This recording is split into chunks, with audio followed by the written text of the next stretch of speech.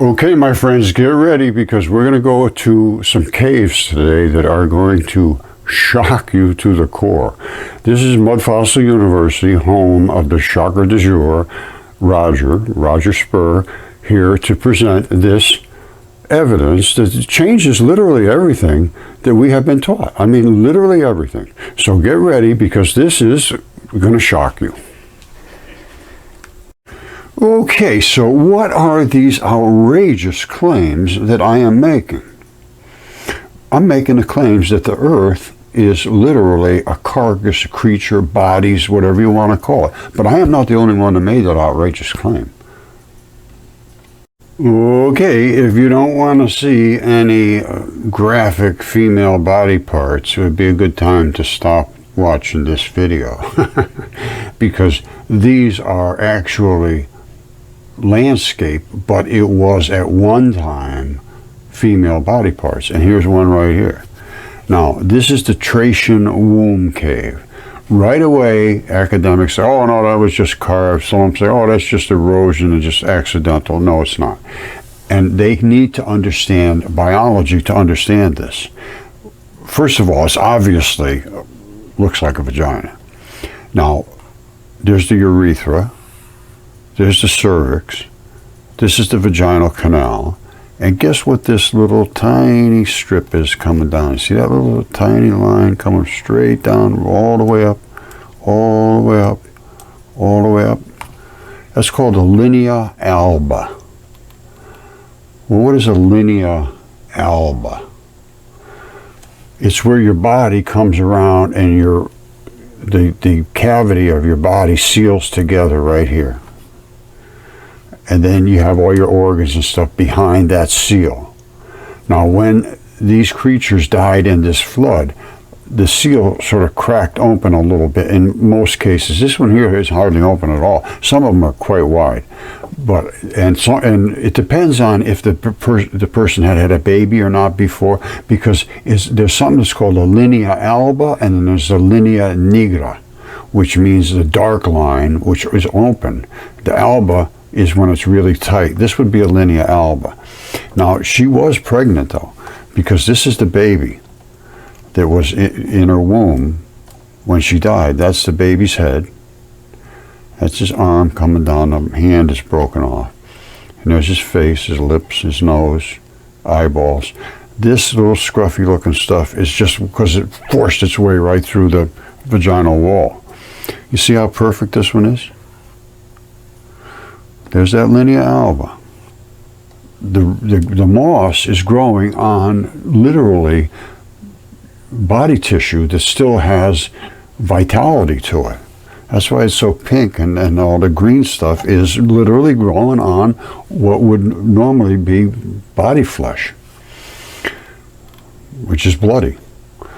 Now, don't forget that linea alba, that's the key. Now I'm going to show you something that's really going to knock you out. Now, don't forget this thing, I don't know how big it is, but I think this is like a little altar that they can get in front. It's pretty good size. I don't know the exact dimensions, but the one I'm going to show you, I do know the exact dimensions, and it is just staggering. Now, don't forget, remember I told you about the linea alba? Here and here. This is a condition where it splits open without reason, apparently. It's called diastasis recti. This is a normal abdomen where that seal is nice and tight together. It's connective tissue. But when they get pregnant, it opens up. And you get that linea alba, which I can show you here. All right, and I mean a linea nigra. Now, it doesn't matter if it's a black person, white person, no difference. That opens up that seam. It has to. It's got to give somewhere. And how big the baby is, how big the seam gets. Now, you see, don't forget the linea alba. And there's like a mat that basically covers that line normally. And I will show you the mat right now. Okay, there's the linea alba right there. Or the linea nigra, whatever it is in this person. But this is a gigantic vagina, and that right there is the seam. And this is more or less of a mat that covers it. And that's what can open up when they get pregnant. Now this is what they call the vaginal ripples or wrinkles. And that's just how it works. This, I think, is like 2,200 feet deep. This vagina. I mean, it's a vagina. There's just no question. Okay, hold on tight. This is the Krubera Cave, and it has been excavated down to 7,250 feet deep. Became the deepest known cave in the world in 2003, and this is over in I believe this is Russia, Koranya Cave, and it's in Georgia, I guess. They call it limestone cave, and you see all this. This is just nothing more than mud fossils. The whole thing is mud fossils, and they don't understand it. They're in this cave. They don't understand what's going on with all these different crazy things inside this cave. Well, I do, and I will show you this cave, and it is a female cave. Get ready. All right, here's what we were looking at.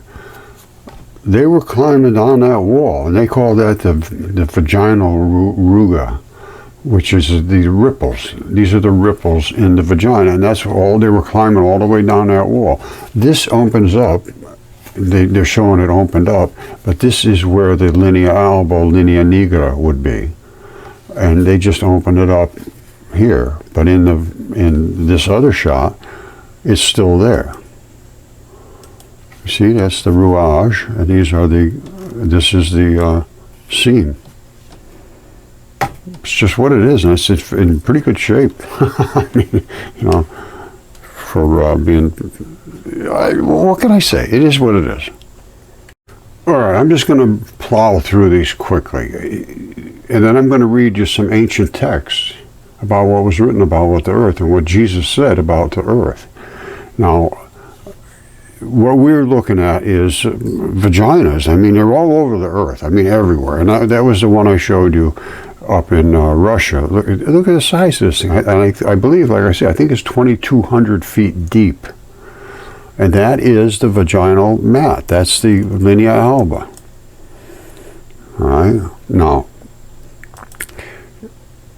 this is another vagina here. This is a Sonoma cave.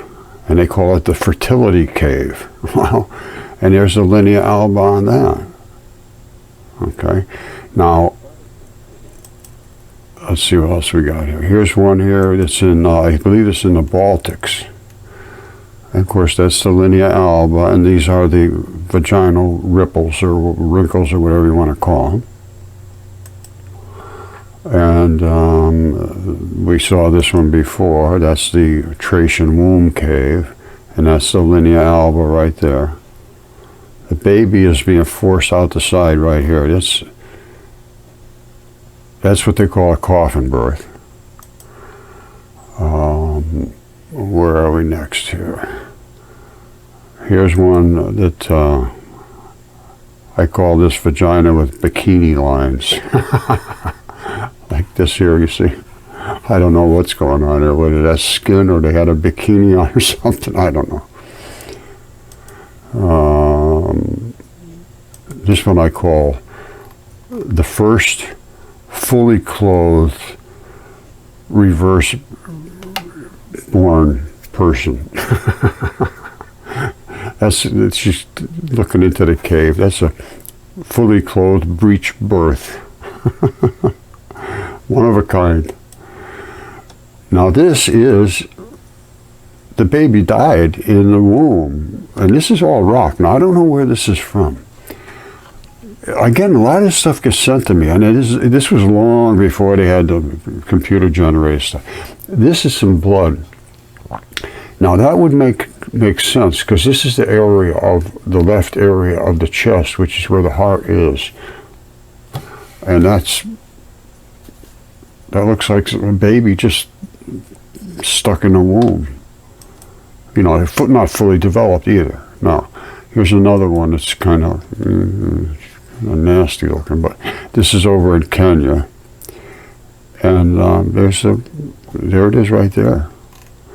Now there's the labia majora and minora and all that stuff, and there's the anus. And that's the linea alba going straight up there. All over Earth. This one, I think Tyson has this. Tyson's Mudfossil Adventures. He's got a couple other really, well, he's got a lot of stuff that's good. Huge, huge things up there. And it's on Tyson's Mudfossil Adventures. I think this was, he sent this to me long, long ago. And this is a cervix. And this right here would have been the vaginal walls, and everything is eroded back. So the legs must have come out this way, and the vagina was in the center, and everything there has eroded back this way. Now, and you can see, here's the linea alba on this. You see coming straight up? There's the linea alba.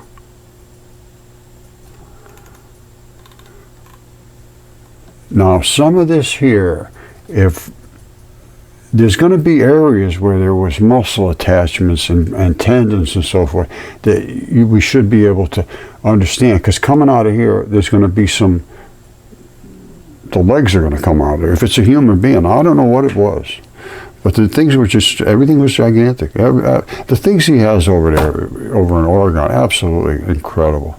And he wanted me to show you something about a serpent head down in Antarctic areas down there, and what I want you to do is go to his channel, check it out. It's, you know, I've known about that for a very long time. I can't find the body to go along with it, to be honest with you, but the head is there. There's no question about it. And they had a serpent guy on his channel talking about that.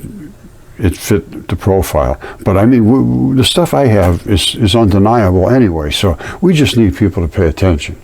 More is just more, and that's good. We want more. Everybody's coming in with stuff, so much stuff, it's just overwhelming. And I can't get back to everybody. And people are getting mad at me. Well, I'm doing the best I can. I'm trying to get this information out. But I saw another video, and what happened was these guys went into a vagina, but I think they came in from the fallopian tubes. Somewhere out in here, somewhere in all kinds of stuff before they got to where the vagina, and it was a 90-foot long waterfall. So I think they came in somewhere out in here. Let me see, I have a better shot of this. All right. There's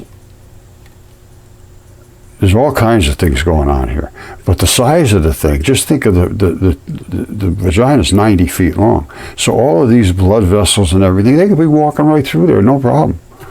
It's huge, huge, huge, huge, huge stuff.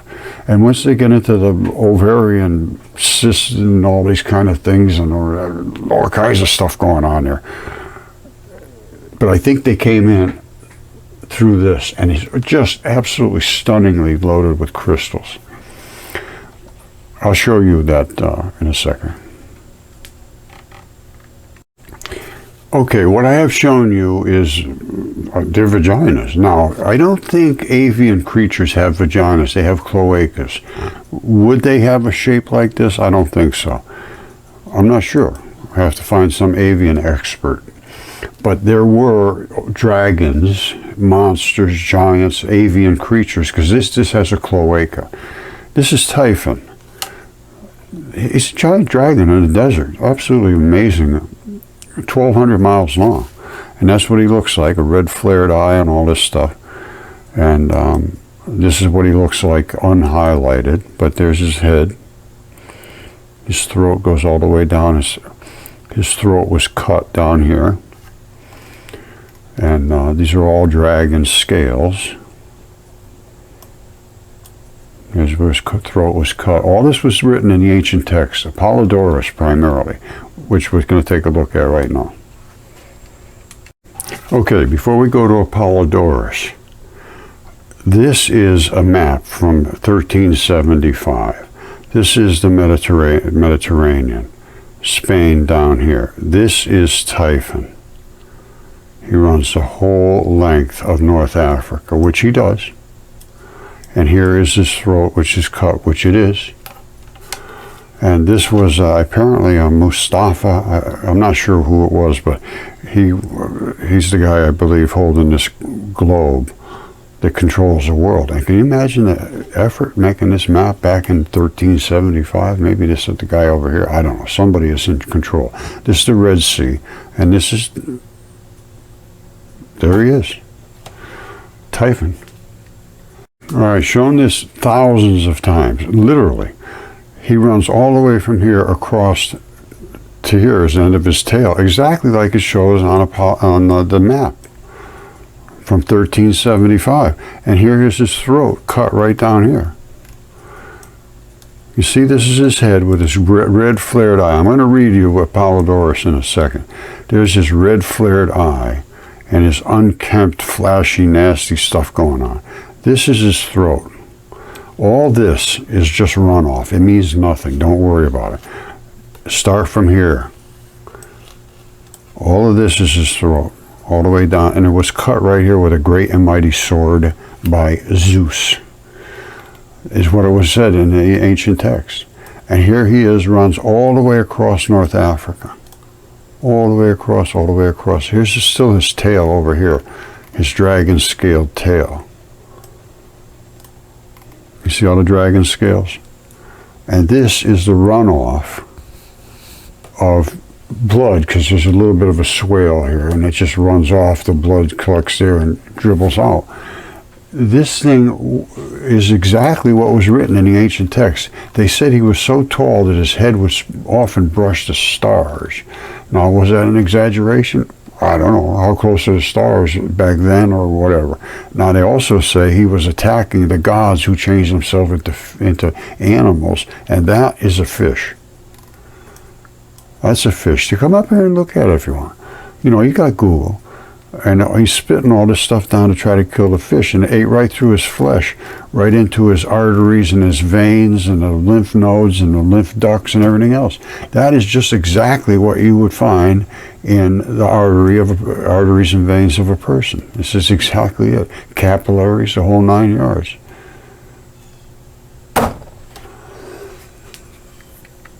Now, this is the Apollodorus library. And I'm just going to jump right to, where is he? The War of the Giants and Typhon. All right, now this was where the earth is Gaia. And I'm telling you, it's crazy. She gave her birth to 100-handers, and they were swallowed. There was giants in the earth in those days. And the Uranus was the sky. He was the sky, and he was mating with Earth, having these children that he was afraid they were going to overthrow him, so she would eat the children. He forced her to eat or he ate them, or I don't know what happened, but they got entrapped inside of Earth, and it led to a nightmare because Earth wanted those children free, and it ended up to a war. And it was the war with the giants, because those were her children. They were the giants. All right, so here it is right here.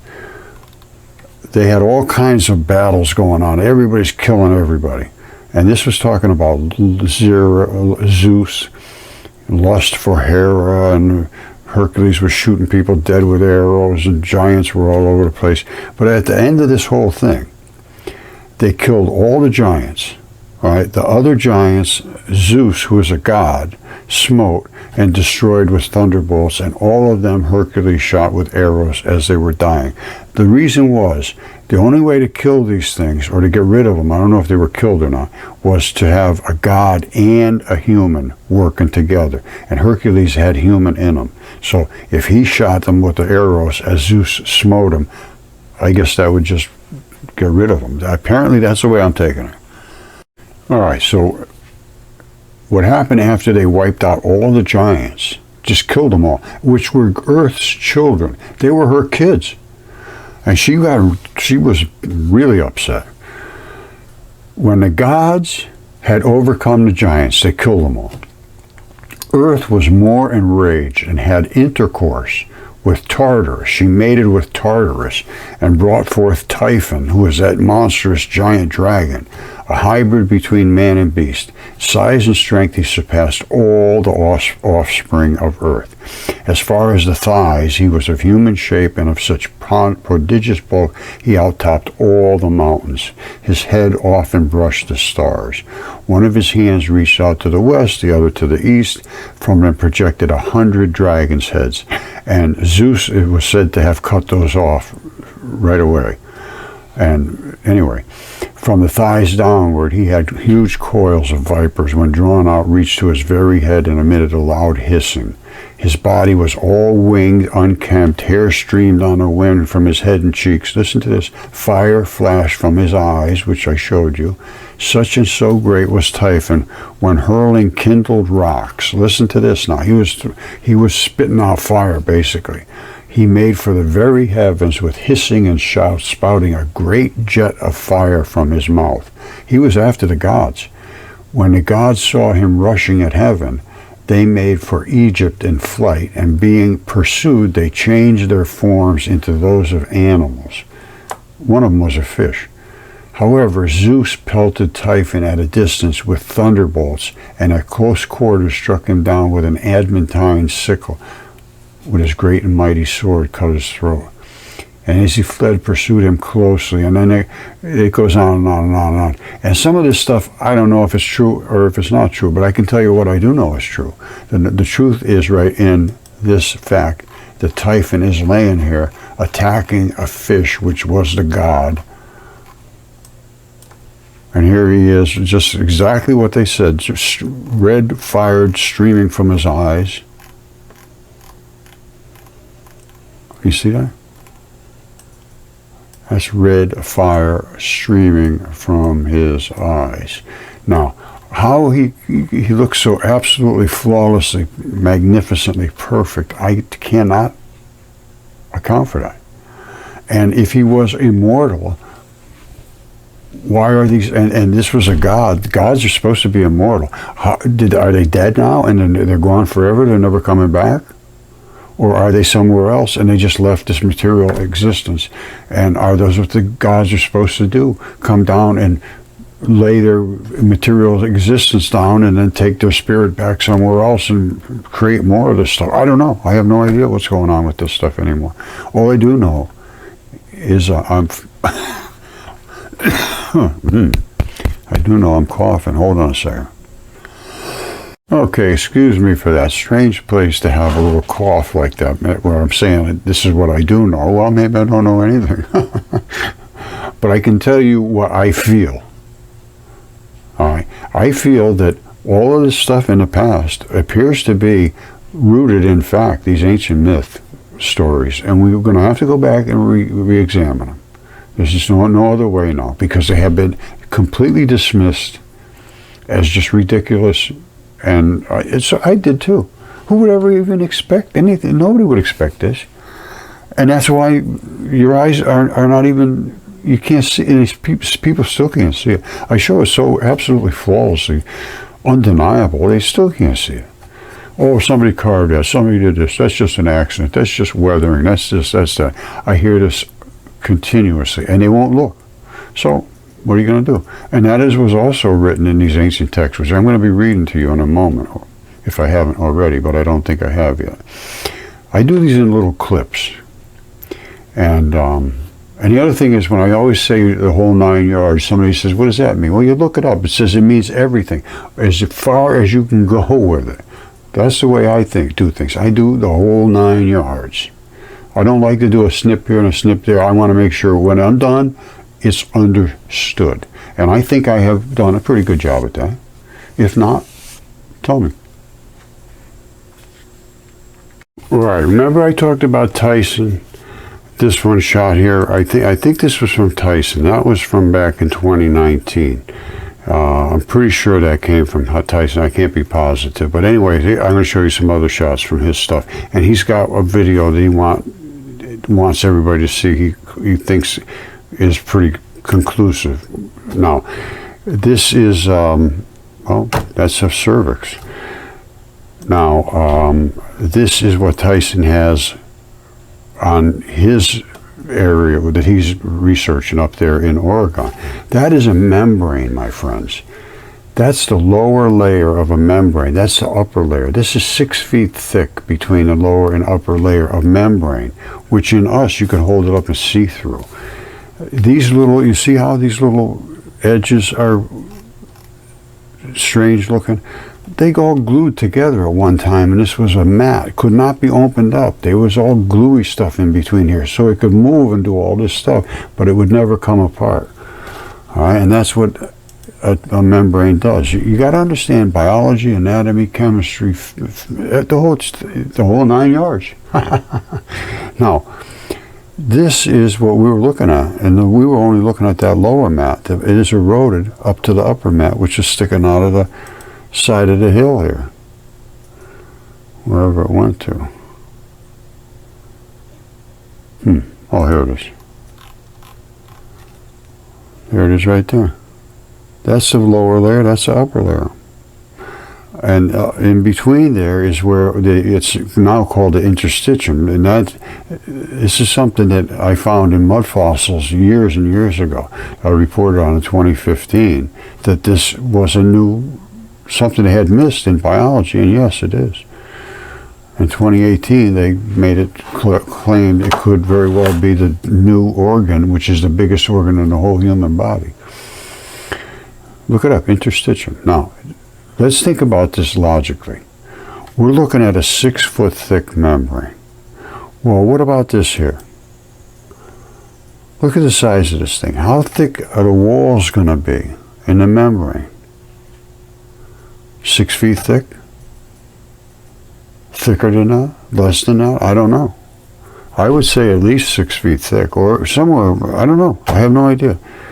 But if they could like almost drill in there, that type of thing, or look somehow get in 6 feet or whatever deep and see to where it changes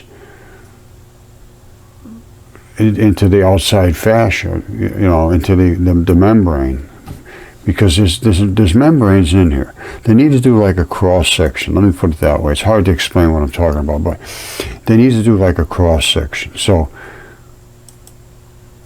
here you are in a vagina. And I want to see how thick is this membrane. You see that membrane running right there? How thick is that membrane?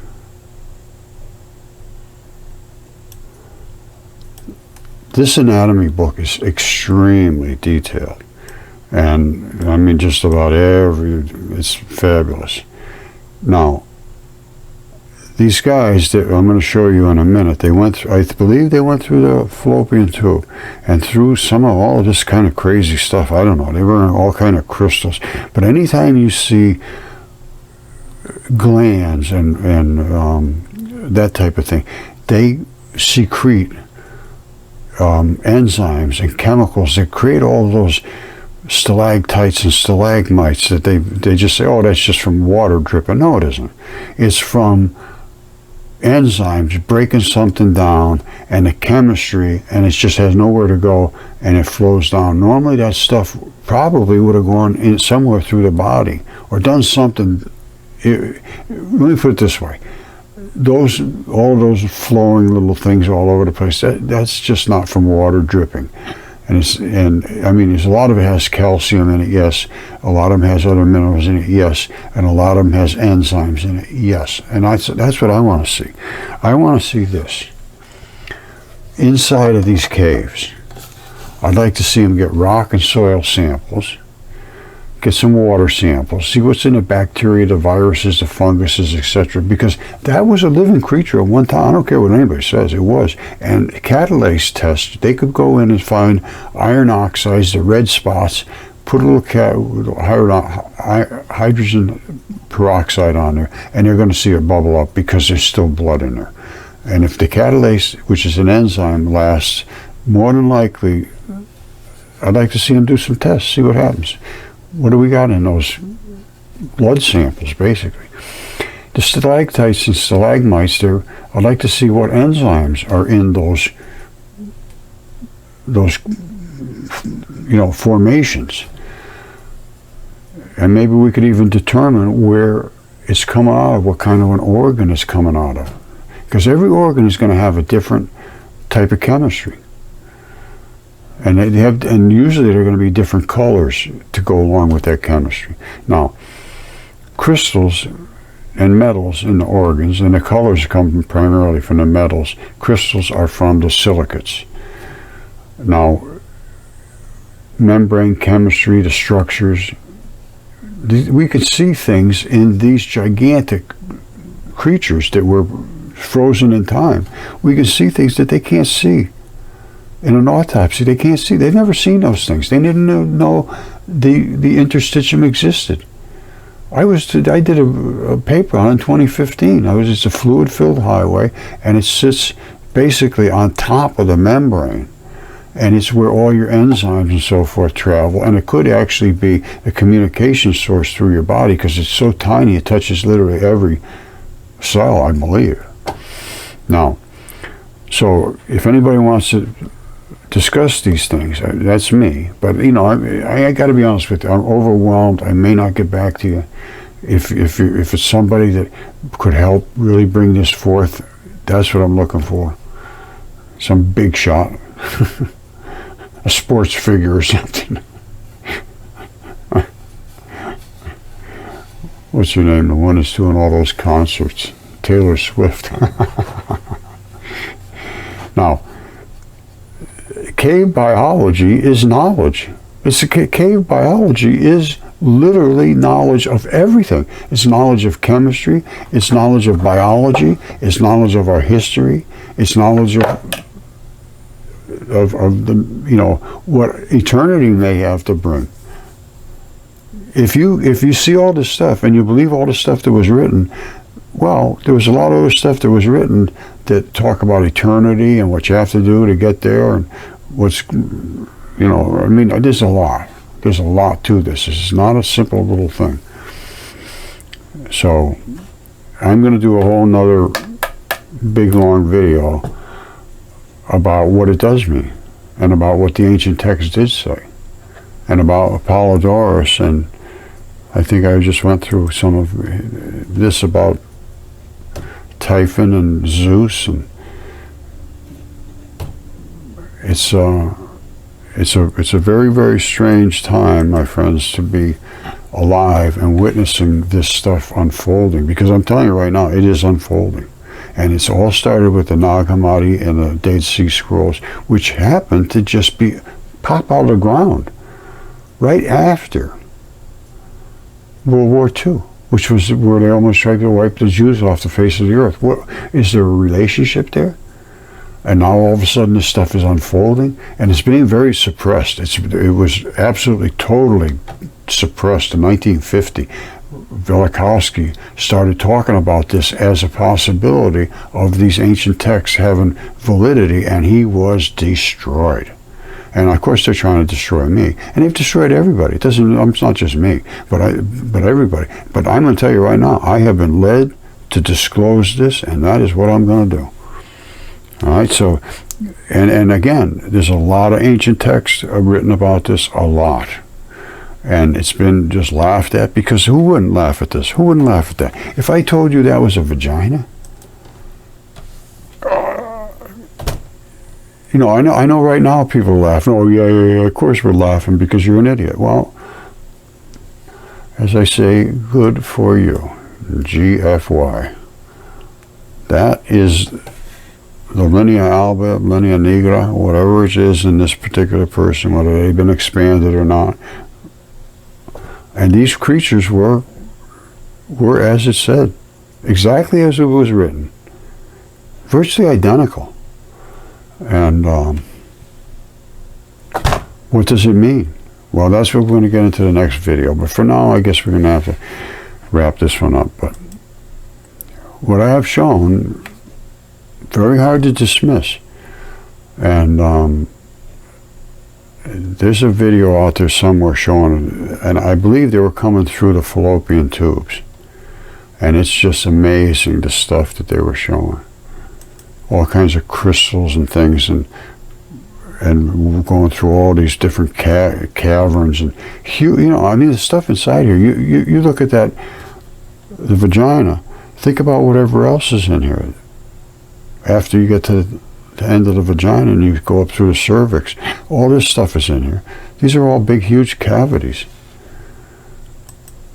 in a creature that size. And this is not just one of these. This one here is in Russia, apparently. Then you got Quetzalcoatl. He's in the United States.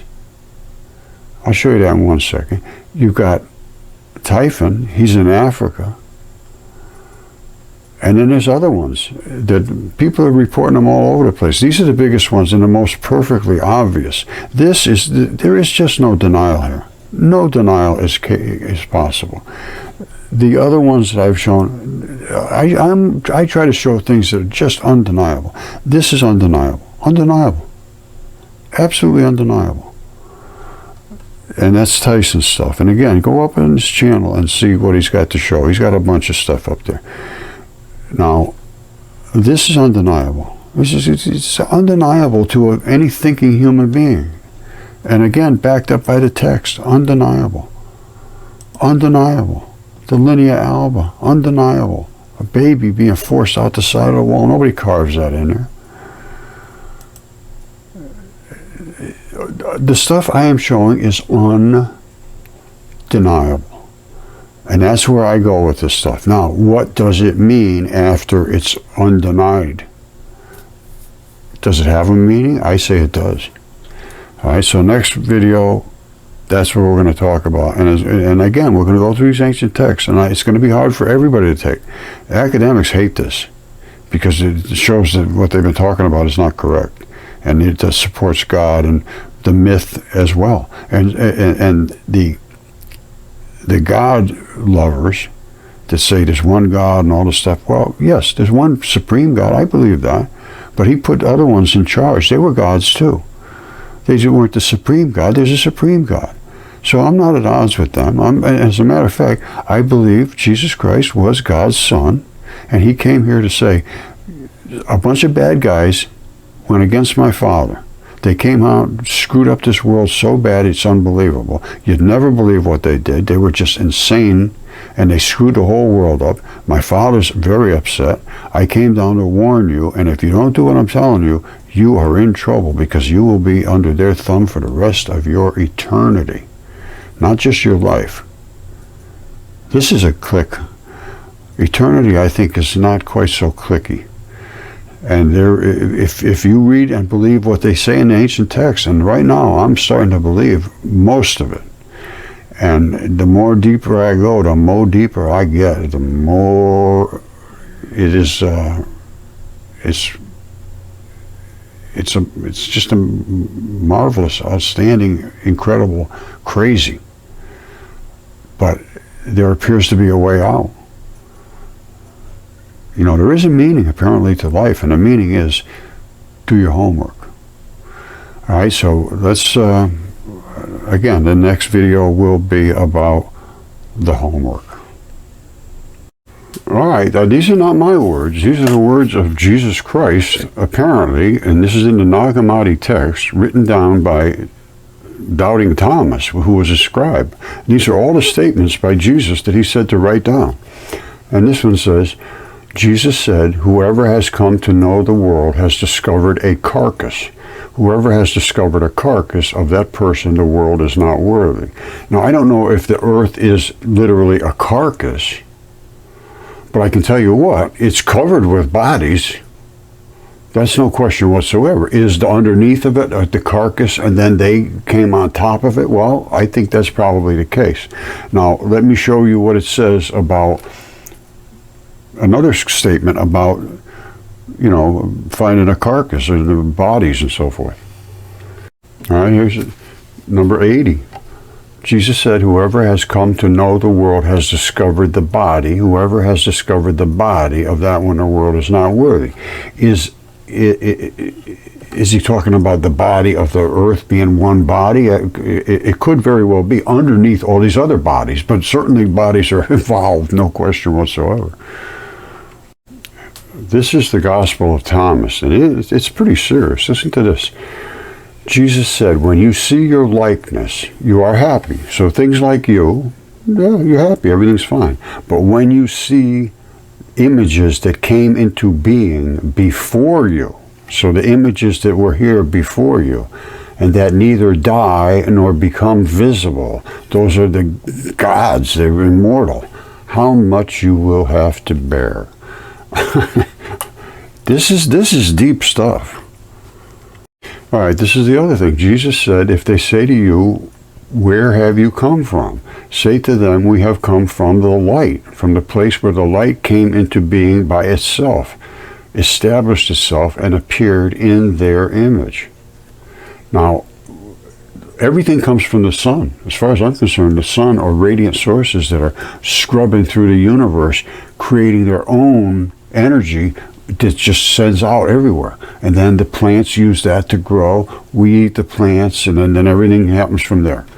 And particles of light are particles. They build things. They actually are constructing the earth. They construct everything. They construct plants.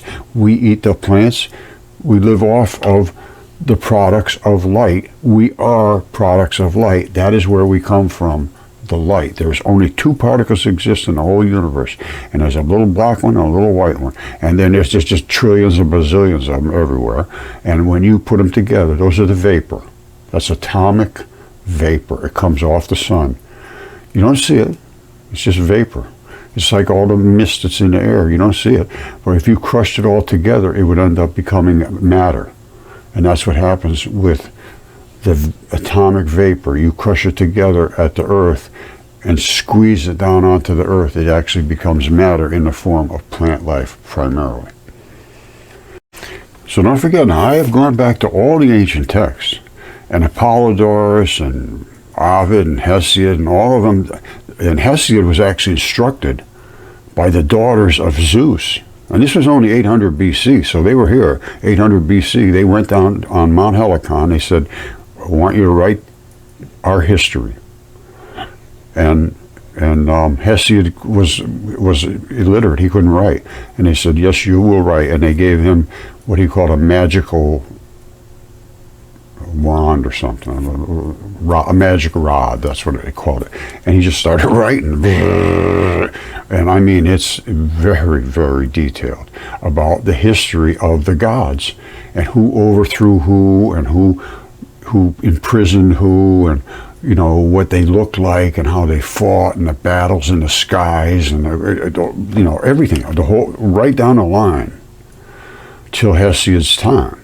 And then Ovid, at the time of Julius Caesar, wrote everything there and then into Julius Caesar, all the way up to the time of Julius Caesar, and it was just as good as the Bible. It was well read as the Bible, so it was very, very, very deep, and a lot of it contradicted the actual Bible, because the earliest Bible was written to, it appears to me, to convince people of a certain way of thinking, which is just the way it happens. That's how it happens. Everybody that's in charge of trying to make people think the way they want them to think, they remove all the bad stuff that they don't want to have anybody hear, or all the things that go against them. They don't want to have it, and keep those away, and put all the things that support their way, and then twist them a little bit to give them a little more credence.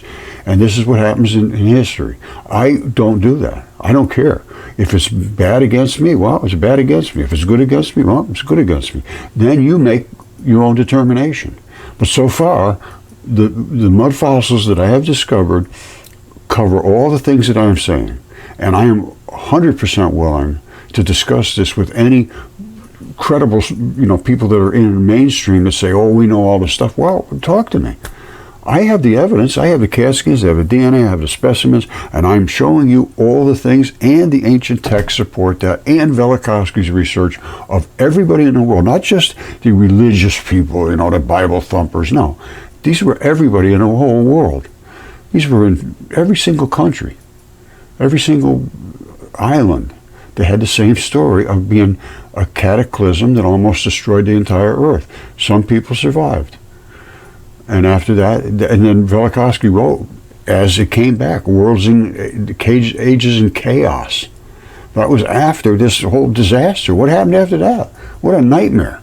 And then he wrote about the invasion of the sea people. So somewhere, it appears to me the Atlanteans survived somewhere because they were seafarers. And they were probably all over the ocean. Somehow they got up to the high mountains, I don't know. And they all congealed back together. And all of a sudden, they just appeared one day as called the Sea Peoples. And they started ravaging through and taking all the land they wanted. And because they were advanced, they were highly sophisticated, but I guess they were very warlike. Anyway, all of this stuff boils down to the fact that we have to take a whole new look at things. Just that's all. Then you make your own determination. But until you do, you're living off of something that, you know, could have been totally wrong. I'm not saying it is. I'm just saying, let's look at it again. There's new evidence here, much new evidence, as I have shown you. Giants, dragons, historical texts that have been just totally dismissed. And even Enoch and Jubilees was taken out of the Bible 2,000 years ago over that, because they didn't want it. It just was too crazy. This is too crazy. Dragons 1,200 miles long, and this is not just one. The two best examples there is Typhon and Quetzalcoatl. They're both there, and they're both literally undeniable. The only people who can deny it is people that refuse and deny reality. And so far I have found that exists behind ivy-covered walls.